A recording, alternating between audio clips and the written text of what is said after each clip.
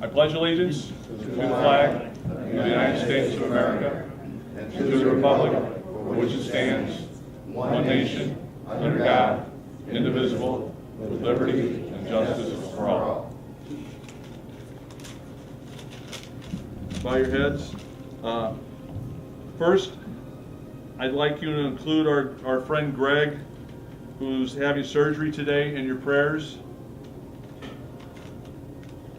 Supreme Commander, we are thankful for this wonderful food and camaraderie. We seek your blessings on this gathering of veterans and their family members. We pray for the deliverance of those in harm's way back to their loved ones. We seek your wisdom to help us at continuing our mission and efforts to help all veterans in need who have physical, mental, and spiritual trauma, and give to those veterans healing touch. Lastly, grant us peace in our lives and grant peace on this planet. We humbly beseech you, Supreme Commander. Amen. Amen. We have a pumpkin chowder. You know, pumpkin is something that's so one-dimensional, I think, in North America. It's always served sweet and spiced, and but we're doing a savory preparation. And I'm serving this with a little corn pancake, a late season corn pancake, Bayonne ham, which is a delicious velvety French ham, and then a couple pumpkin seeds toasted. They'll serve as garnish. And then our salad, I have red spinach, and we're serving this with shiitake mushrooms, some boiled egg, and then a taleggio cheese croquette. And taleggio is a soft northern Italian cheese. It's beautiful. It's one of the oldest cheeses produced in Italy. I think it's a lot like Camembert or Brie, if you're familiar with that. So then we made a wild persimmon vinaigrette. And the persimmon's coming from my trees here on the farm. And then for our main entree, I have a really beautiful 6-ounce filet. And this is the best beef available. It's Missouri raised, it's grass fed, and it's prime beef. So we've seared it, and then I'm serving this with a Bear Rouge, which is a red butter sauce, roasted garlic and herbs. And then I've made a little brioche stuffing with herbs as well as pecans.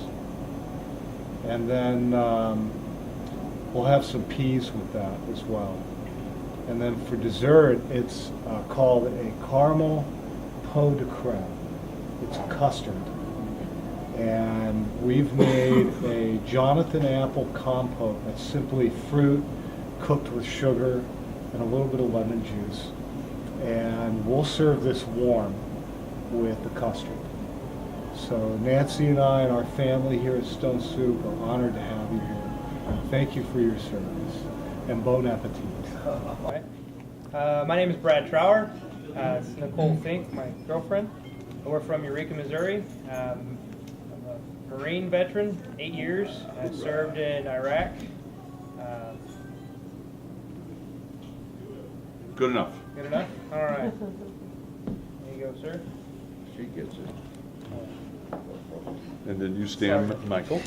Sorry. My name is Crane, Sergeant, United States Marine Corps. I served in the Republic of Vietnam, 67, 68, made 28 major combat operations. Did 12 years in the Corps. We live in Hazelwood, Missouri. My lovely girlfriend, Amy Mize, who saved me from death's door numerous times. Good evening. Good Good evening, sir. If I can get up. My name is William P. Sachs. I served in the Army from 42 to 45 in the South Pacific.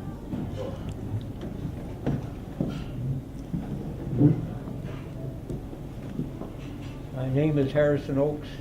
I've served in the United States Coast Guard. I joined in 1941 on December 27th. Went aboard a warship 3 days later. That's about all I got to say at this time. Thank you, sir. Good, Doctor. My name is Donovan Yard. I have not yet served. I enlisted delayed entry on Wednesday, including shipping June 24th. All right.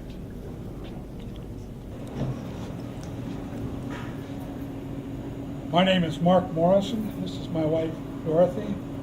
Served 4 years in the United States Marine Corps, 10 years as an Iowa State Trooper, 20 years as a security firearms instructor at the nuclear plant in Cordova, Illinois. I'm very pleased to be here. Thank you for the invitation. My name is John Brower, served from 64 to 70 as a sergeant in the Marine Corps. I'm here with my beautiful wife, who tolerates me.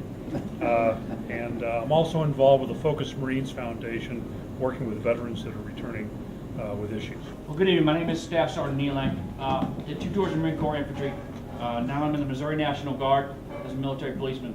I'm going to say a little bit more than probably most because I owe this to my brothers from the MMF. When I came home, I served Afghanistan, Iraq, Kosovo. These are a couple of my brothers that served with me. As most of it had problems, I came to one of these dinners, been by Tom Hilgis, and enjoyed culinary. Enjoyed it. Came so much. I went to culinary school, and my culinary school has an externship program, and I called Chef Carl because I had such a wonderful evening the last time I came to this, given by his family, and I have an externship. And I called him. I said, "Hey, I have an externship. I need to work under a chef." And he graciously accepted me here, and I work here. I have the benefit of coming here and enjoying the people that work here are so wonderful. You have no idea. I mean, solid, good families, and all the people that are here have accepted me for who I am and what I do. I'm still serving alongside my brothers, and I'm very grateful to be here. I'm very grateful you all are here to enjoy this evening, and I'm very thankful to John Bauer, Merlin, my team there, Tom, who reaches out to me, Michael LeBlanc. I can't say enough about these guys, really. I'm very fortunate and grateful for each one of you in my life and helping me get through a very troubled time, and I'm standing here a much better person for it. And thank you to the team leaders at the MMF, and thank you to their significant other, their spouses, for putting up with them. And on that, I want to introduce you. This is my girl, Chris. She's been with me for 6 years and tolerated quite a bit of stuff from me. Still here. So thank you very much. Name's Skylar Tenner. Almost 21 years in the Guard, 4 deployments. Here with my wonderful wife, Ann. Been married 10 years. She's been through quite a bit with me. Also a police officer for the Winsville Police Department. Been there 16 years. 4 beautiful children. And then my brother. And I want to say thank you for you guys' help and support for my friend. A friend can only do so much. You know, it takes an organization sometimes and a group of people to do an outstanding thing. And thank you very much for that.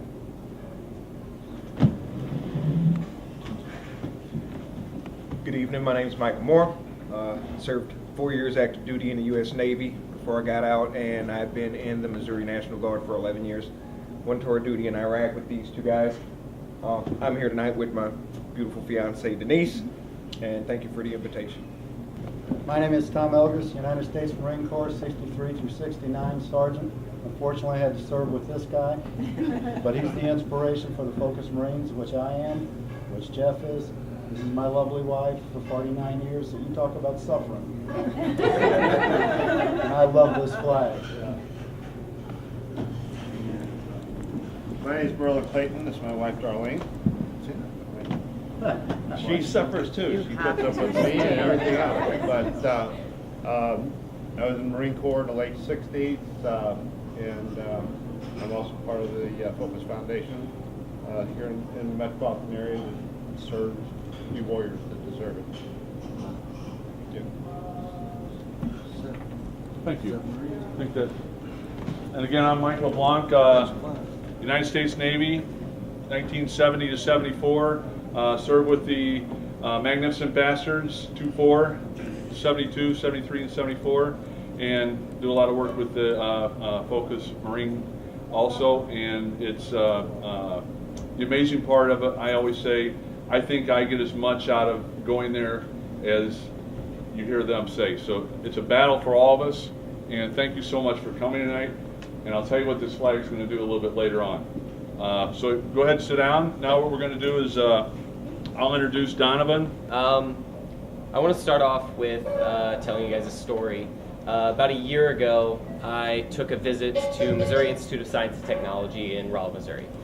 While I was there, the Air Force ROTC had a booth set up, and it caught my eye. So I went and checked it out and talked with the recruiter there for a while. And at first, it was just kind of a way to pay for college. I don't exactly come from a wealthy family, so I knew that if I wanted to go to college, I had to pretty much cover it out of pocket or with scholarships or financial aid. Of course, I didn't want to take out loans because I don't want to carry that. I have teachers that took out student loans, and it's just a nightmare. So I saw it as a way to pay for college. I started looking into Air Force ROTC, started looking into jobs, things that I do, because I also saw that I'd have a career right after high school for at least 4 years. And while I was there, it would give me time to look for a job in the civilian world as well. So it had benefits on both sides. And sometime over the next few months, I decided, I'm not sure exactly where the decision happened, but I started feeling as if I had an obligation to serve a country that I cared about and a country full of people that I care about and their way of life. So it slowly turned into a way to pay for, it turned in from a way to pay for college to a career with the military. And looking into jobs, I went from the Air Force ROTC program to the Air Force Academy to looking into the Naval Academy. And after a while, I decided that the Naval Academy was where I wanted to be at, so I put an application in for the summer seminar program. A couple weeks later, got accepted to that. I went in the middle of June to Annapolis, got to visit the campus, spent a week at the dorms and everything, and it was the best week of my entire life. I had a blast and absolutely fell in love with the campus, the people, the uniforms, everything there. I absolutely fell in love with it. I decided that Navy was what I wanted to do no matter what, so about a month after my summer seminar trip, I put in an application for RTC. And then leading up to that, I was watching a show with a friend of mine that a lot of you have probably seen. It's called Band of Brothers. It was on HBO. It was an excellent show. It was kind of a mix between a documentary and a historical recreation. They recreated a unit from the Army, and they had the actual people that the characters were representing. They had them there to do interviews and stuff. So you would see the acting star side, and then it would randomly go to a testimonial of the veterans talking about what was happening or things like that. And the part that particularly struck me was when one of the veterans had said that there were people in his neighborhood that committed suicide because they couldn't go to the war. They got medically disqualified or something like that. That just kind of struck me as odd, because today you have people that would kill themselves if they get enlisted, and yet this person is talking about killing themselves because they can't go fight for their country. And that really hit home for me. And I turned to my friend and was like, "Where's that now? Where's that today?" And he pointed to the screen and said, "It's right there." And that was when I kind of realized what role the veterans play in young people's hearts today. I realized that while it is important, while the honor, the service, the commitment, the sacrifice, while all that is important, you guys hear that every day. Whenever you run into someone, they say, "Thank you for your service, thank you for your sacrifice," and things like that. I kind of wanted to thank you for something that meant a little more to me. And so what I think matters, why you guys are still here, is to instill patriotism in the young people in America today. The post 9/11 conflicts have been some of the most patriotically driven wars that I've seen and heard about. And I think that's primarily due to all of you. While it has had a strong opposition, the people who have been supportive of the war on terror, it's been about America. and I think that that's really important. So I wanted to take the opportunity today not to thank you for your service or your commitment or your sacrifice, because while that's all important, I wanted to take this opportunity to thank you for something you don't get thanked for often enough, and that is for your inspiration, and for reminding me that a smooth sea does not make a skilled sailor. Thank you. Carl, Nancy? Yes, sir. And your sons? Thank you. Where's everybody? Come on out. Where's Come on out. Thank you. Come on, come on, come on. Come on. What we'd like to do is just again say thank you so much for hosting us.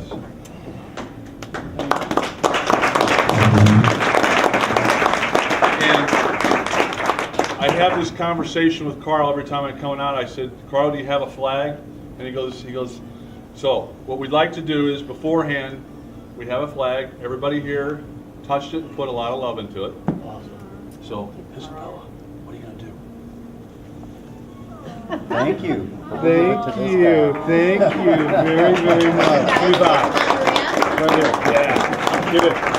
Yeah. And then in military terms, we've got a work party that's going to come out next spring, and we'll figure out how to where do you want to I know mount a pole exactly and- where I want to put it. All right, well, Jeff, where do you think I want to put this? Right on the front porch. I got that front porch. we'll bring a work party out. We'll help you Thank figure it out. Thank you so very much, and thank you for your service. And a word to everybody, even you cuties here. Everyone in this room knows of the sacrifices that have been made. But there's another side to that coin. It's when those people who sacrifice come back across our shores, they should be greeted with loving arms from patriotic people, because it means so much to their healing. So that's the true importance of Carl and Nancy and his family at this restaurant. To do this for our veterans is above and beyond. I'm honored to be here, so thank you.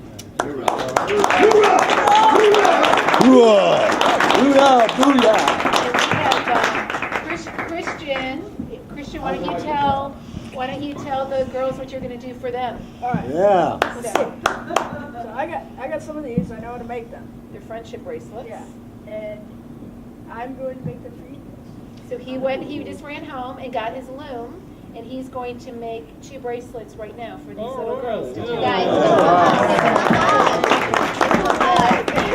So if they want to come over and pick out the colors, then Christian can make them for them. All right, Cool. Go with it. Go with Christian, girls. Come back and do it again next year, okay?